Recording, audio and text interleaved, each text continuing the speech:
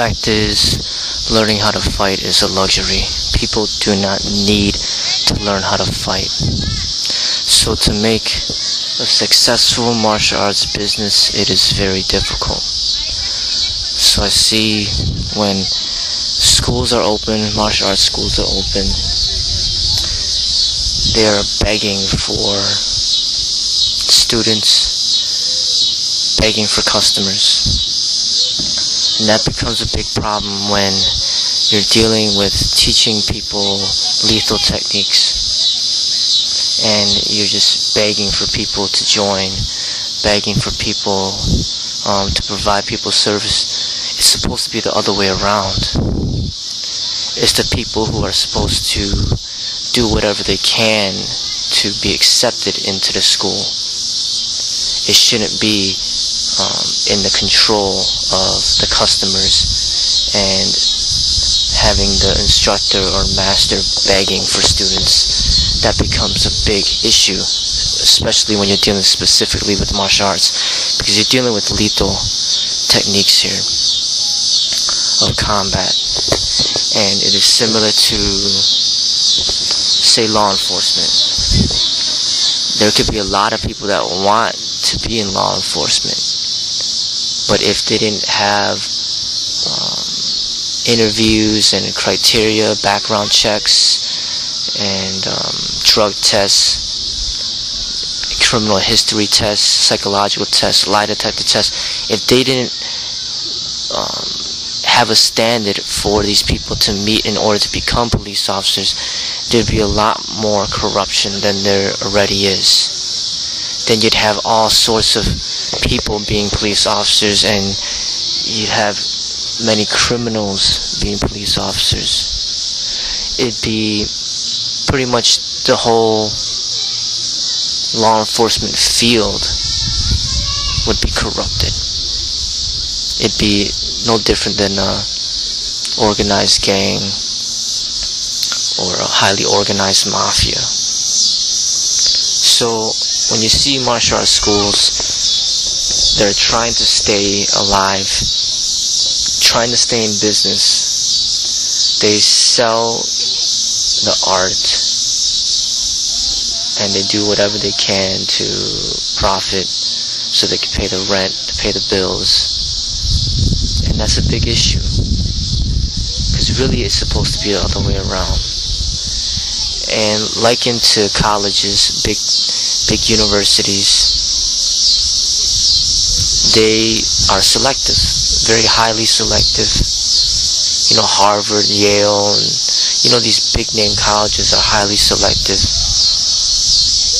and that brings a lot of prestige, or it puts value into the school, more value than if they just allowed anybody to enter, no matter how doesn't matter how intelligent they are, or even if they're illiterate, they could attend. If they just allowed anybody to attend, it would damage the reputation of the university, and it would cease to be anything special. It wouldn't be anything where people would look up to as a high achievement. And martial arts is supposed to be that way.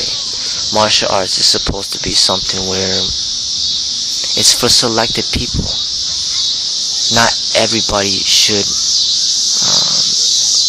is capable of being martial artists. It is supposed to be highly selective, not for anybody and all to learn as long as they're willing to pay.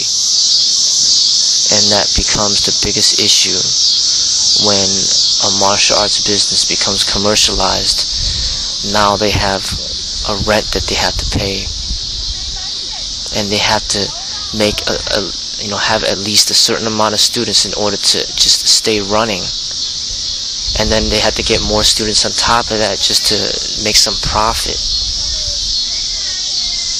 So say you got a martial arts school that's paying $1,000 for rent every month. That's his baseline. He has to make at least that to break even. So $1,000, say he charges $50 per student, he'd have to have 20 students just to break even. And to find that 20 dedicated students is not that easy, because people come and go. People are lazy. People don't want to do anything nowadays. People don't want to work hard.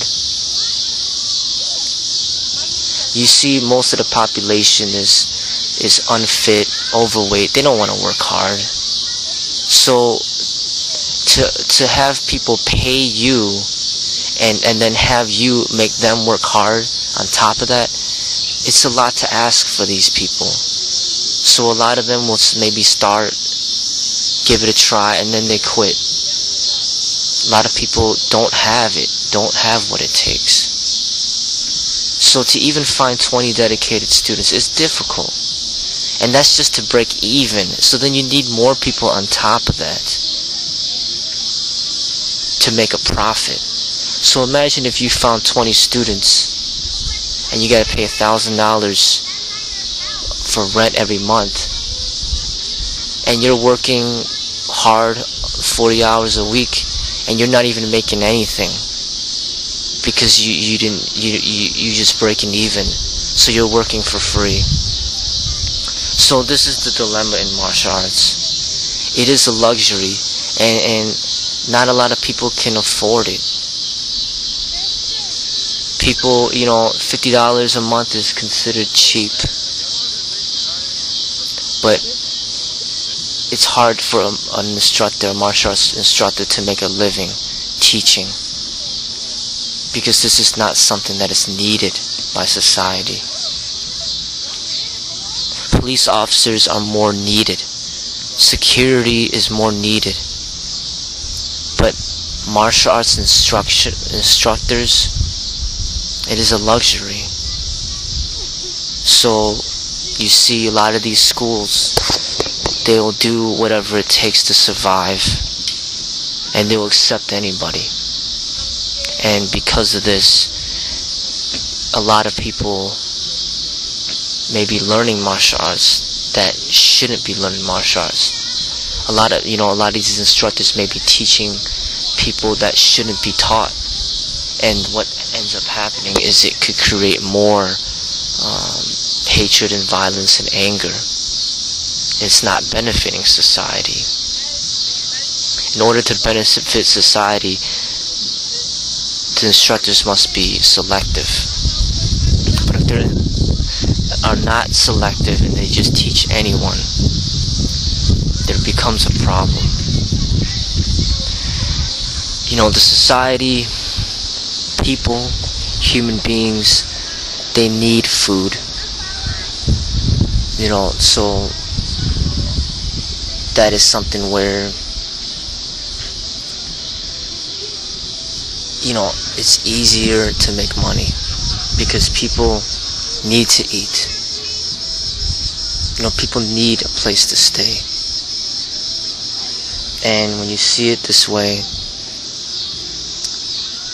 martial arts is not really meant to be a business.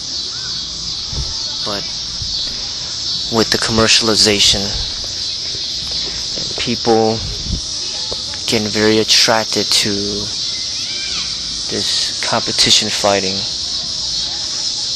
people are just using it as a way to just hurt people. And it's sad that has gone this route. There's supposed to be a spiritual aspect to the martial arts, but that is being ignored. It's like it's non-existent.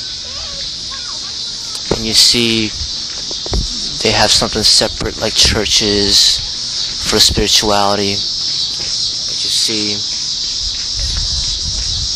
how did they make money? People just come and go. A lot of people just don't go. So I see spirituality in human beings is in great lack.